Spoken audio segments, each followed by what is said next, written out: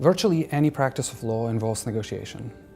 Most disputes settle, and all deals that lawyers do involve bargaining. That involves consensus building, problem solving, and strategic interaction, which is characteristic for bargaining.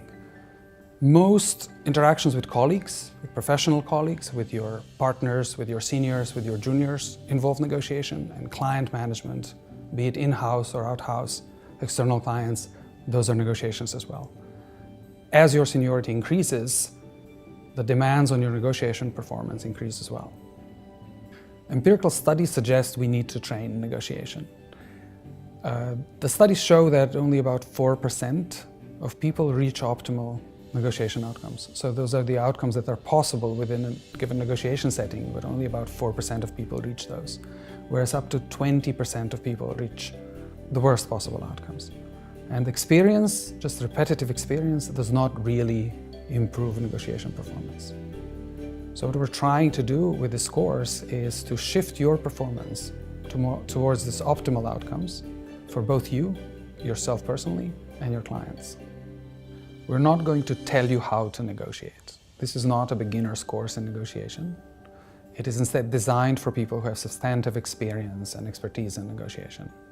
So what we will try to do is we will try to leverage that experience and improve your negotiation performance by combining that experience, yours and the one of your peers in the group, with core negotiation theory, which is mainly the Harvard principled approach, and with the findings of modern cognitive psychology and neuroscience about how the brain works when we compete and cooperate with other people, which is what we call social cognition. The main idea and challenge is to train you in negotiation skills rather than just provide you with negotiation theory.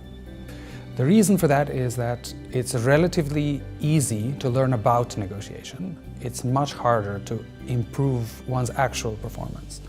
And the reason for that is that the knowledge, the declarative knowledge of negotiation is stored in a different part of the brain, different kind of memory than procedures for actually negotiating. Imagine you have to learn a new sport, a sport you don't know. For example, competitive tennis. It's easy to learn about tennis. You can read about the rules, you can read about how you ought to play it, how your stroke ought to be, even strategies about how to beat opponents. But all that knowledge is not going to help you be a better actual tennis player.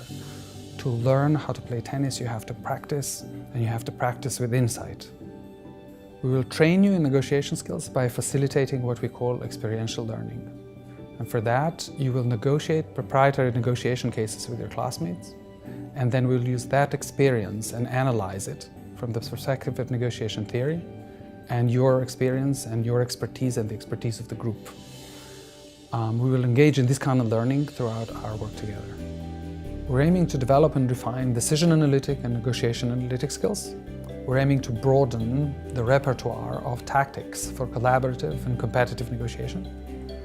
We're hoping to improve strategic decision-making skills in the context of negotiation. And we're hoping to increase the understanding of the psychological processes that take place during the negotiation process. One of the key things training in negotiation like this provides is a set of tools and frameworks for thinking about negotiation. And that's particularly important because what you really want to do in a complex bargaining setting is to use your neocortical sort of cognitive processes to slowly, deliberately plan out and think about what you want to do and why you want to do it, rather than rely on your intuitive judgment. There's a lot of research showing that intuitive judgment is not as good as slow, algorithmic, deliberative thinking. And to be able to engage in that, in explicit cognition, you need to have a set of tools and concepts to operate with. And this is what the training provides.